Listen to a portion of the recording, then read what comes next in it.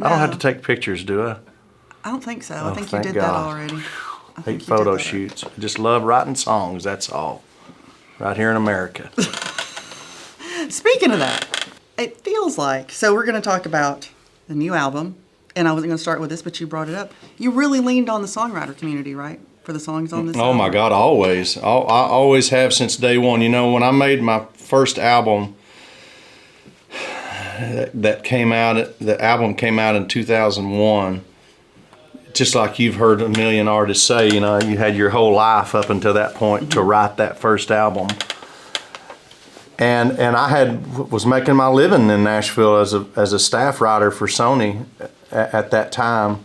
But I still only put 4 of my own songs on that record because I'm a fan of songwriters, and there's so many great songwriters in Nashville that you know, if I look at my song next to, you know, some of these songs, I'm going, man, this is trash, you know, compared to what these writers come up with, you know, and I'm always honored and blown away when I get a song that I at least think is great, you know, and a writer is willing to, especially back then, you know, take a chance on someone either completely unknown or up and coming, and it could be the best piece of work of their life, you know, that they're handing over to somebody. It's like, that's your baby you're handing, you know, to this idiot sometimes, you know. I mean, you have to think that sometimes, I think.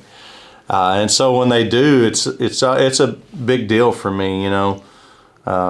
We were just talking before we started recording this about Let Him In Anyway, which is a song that's on this new album that's going to be coming out, and that Hardy is a co-writer on.